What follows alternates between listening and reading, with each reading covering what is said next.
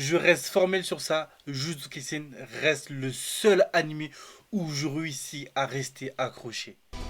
虎杖裕二は僕が殺します。俺たちはヒーローじゃない、呪術師だ。悪いけどまだ死ぬわけにはいかねえんだ。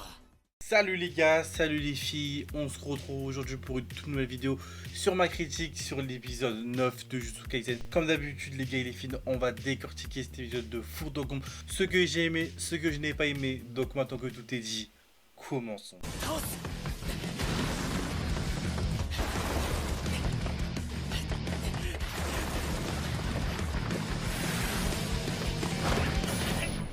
ここではあらゆる暴力行為は禁止されている。 On rentre directement dans le vif du sujet avec Itadori qui va être attrapé dans l'extension du territoire de Higuruma. Et on va directement comprendre les gars parce que clairement l'extension du territoire de Higuruma c'est un simulacre de procès. Et franchement c'est vraiment stylé parce que c'est l'un des premiers extensions du territoire qu'on voit dans Jujutsu Kaisen qui n'est pas meurtrière on va dire. Parce qu'on l'a vu celui de Gojo ou bien celui de Sukuna, c'est vraiment des extensions de territoire meurtrières, alors que là, pas du tout. Comme Higuruma le dit, et là, la violence n'est pas acceptée dans son extension du territoire des deux côtés, ce que je trouve ça très intéressant. Et on va voir qu'Itadori va être jugé par rapport à Jujuman, qui est le familier de Higuruma, qui sait tout par rapport à Itadori. Mais le familier ne peut pas dévoiler tous les détails par rapport à Itadori. Donc c'est à Higuruma et par rapport à ce que Itadori va dire à Higuruma qui pourra juger par rapport à sa sentence. Et Higuruma va expliquer à Itadori comment fonctionne le procès. Il lui dit qu'il peut mentir, qu'il peut nier, qu'il peut avouer, mais qu'à la fin, il se basera sur les preuves qu'il a. Et Jujuman rendra son verdict à la fin. Et Itadori, lui, va clairement décider par rapport à tous les choix qu'il va avoir de mentir, mais en même temps de dissimuler la vérité. Car il va dire un semblant de vérité que comme quoi il est réellement rentré dans le casino, mais qu'il n'a pas joué parce qu'il voulait aller aux toilettes. Sauf que le problème de ça, c'est qu'en fait, quand Higuruma va décider de regarder les preuves, il va se rendre compte que effectivement Itadori a bel et bien menti. Parce que comme on peut le voir sur les caméras de surveillance, on peut voir Itadori devant un distributeur automatique. Donc on se doute très bien que si il est rentré dans le casino, c'était pas que pour pisser. Et c'était pour faire bien plus que ça. Jujuman va littéralement décider de rendre son verdict. On est de retour au théâtre. Et là, on a une scène d'animation, ma foi, mais excellente. Et même le combat en lui-même, je le trouve vraiment bien. Et moi, je l'ai toujours dit, les scènes de combat au corps à corps, pour moi, c'est ce qui se fait de mieux dans l'univers des shonen animés. Et c'est pour ça que moi, quand il y a des scènes de combat avec des explosions et tout, je kiffe, hein, je dis pas le contraire, j'aime bien. Mais corps à corps, et de toute façon, vous pouvez le voir, vous pouvez même regarder mes anciennes critiques, je l'ai toujours dit, que moi, ma scène de combat préférée de Jujutsu Kaisen, c'était Shozo contre Itadori parce que le combat corps à corps, c'est incroyable. Et là, Jujutsu Kaisen nous montre encore une fois qu'en termes de combat corps à corps, ils sont trop forts. Mais le problème de ce combat, en tout cas pour ma part, moi ce que j'ai pas forcément aimé, c'est que le narrateur lui va tout nous expliquer par rapport au combat, au lieu de simplement juste nous laisser le combat, voir les deux se battre, et de nous expliquer plus tard, ou littéralement de nous expliquer pendant je peux pas appeler ça un flashback, mais comment on nous explique un peu l'archétype d'Higuruma, que c'est une personne qui charbonne, qui travaille, qui est très intelligent et qu'en 12 jours il a pu étudier littéralement tout ce qu'un exorciste sait, que ce soit en termes d'extension du territoire, des barrières, de son pouvoir. Et c'est là que tu te rends compte que littéralement Higuruma est vraiment bon. Et même on nous le dit que littéralement à l'heure actuelle il est même d'un niveau de classe 1. Et vous quand même se rendre compte c'est quoi un niveau de classe 1. Classe 1 c'est littéralement une personne comme Mei Mei ou bien Todo ou bien Nanami. Vraiment des exercices très très forts, littéralement à une case d'être des classes S. Mais c'est vraiment là que tu te rends compte que Higuruma, si en 12 jours il a pu étudier tout ça, en fait j'imagine pas en un mois ou un an en fait. Le frérot peut devenir très très très fort. Et c'est pour ça que c'est clairement mieux de l'avoir de son côté qu'il soit du côté des méchants. Et durant le combat, on peut voir Itadori en grande difficulté parce que à cause de l'extension du territoire d'Higuruma, maintenant il est privé de son énergie occulte. Et de toute façon, on le voit durant le combat. La plupart du temps, il est en train de fuir ou il se cache. Et même au moment où il va demander un deuxième procès à Jujuman, On peut le voir que même quand le maillet tape Itadori, il galère à le soulever avec l'énergie occulte. C'est vraiment très dur. Et c'est pour ça que j'ai envie qu'on passe tout de suite au deuxième procès. Parce que là, encore une fois, je trouve ça vraiment très intelligent et très smart de Gigi Akutami. 2回まで裁判のやり直しを請求できる。ジャッジマンがこれを断ることはない。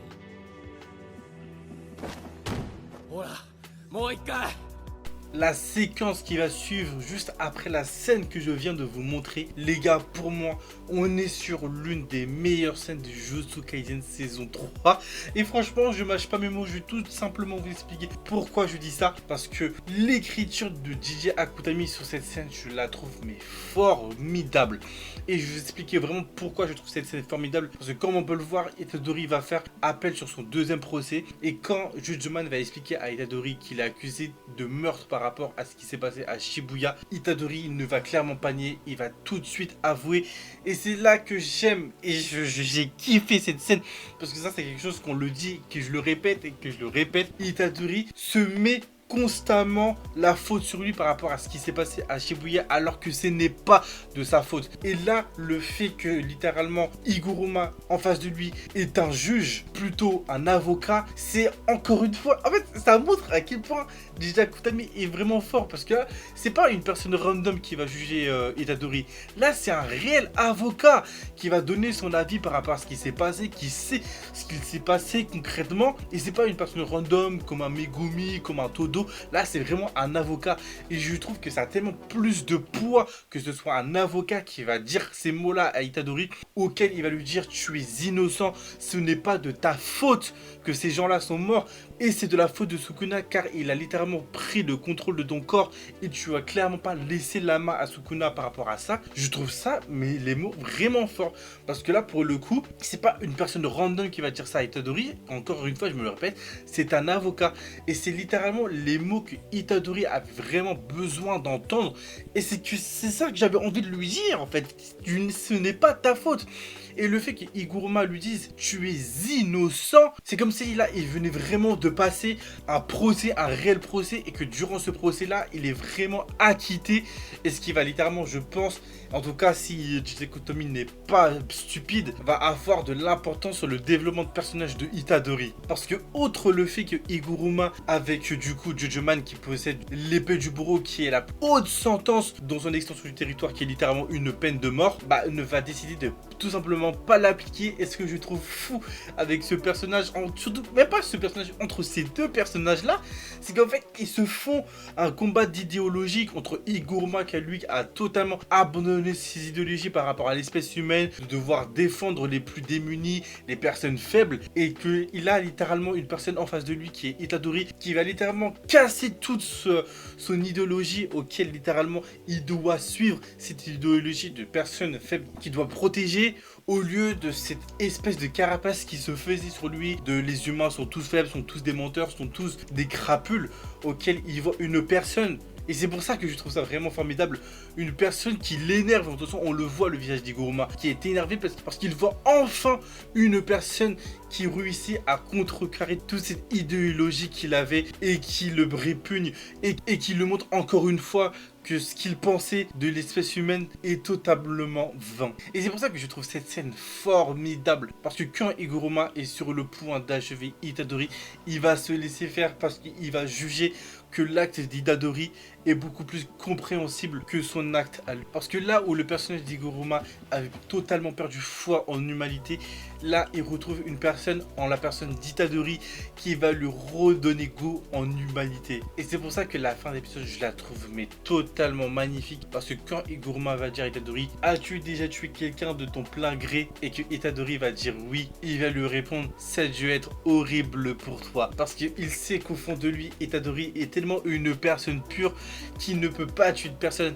Donc si il a dû tuer une personne, c'est qu'il a dû être contraint à le faire. Et franchement, encore une fois, mais je trouve ça mais magnifique de comment ça a été raconté, de comment ça a été illustré, de comment ça a été emmené. Donc franchement, encore une fois, merci Jujutsu Kaisen, je peux que applaudir pour cette fin d'épisode masterclass, parce que sincèrement, je m'attendais tout sauf à ça, et franchement, quel épisode magnifique. Et on termine cette critique avec la post-crédit auquel on voit littéralement Iguruma qui dit à Itadori que malheureusement il ne peut pas se rejoindre à sa cause et qu'à la fin de la traque mortelle il va se rendre à la police parce qu'il a littéralement tué 2 personnes avant de venir à Tokyo, et il dit clairement qu'il a besoin du temps pour réfléchir pour lui et qu'il ne peut pas rester à côté d'Itadori parce qu'il se détesterait lui-même vu que ça reviendrait à littéralement voir toute l'idéologie qu'il a abandonnée par le passé pour devenir une personne qu'il ne voulait pas devenir. Et vu que Itadori a réussi à lui prouver le contraire, il ne peut pas rester à côté de lui. Et vu que Itadori a réussi à casser cette idéologie qu'il avait de l'espèce humaine, il ne peut pas rester à côté de lui. C'est pour ça qu'il décide de partir et on peut voir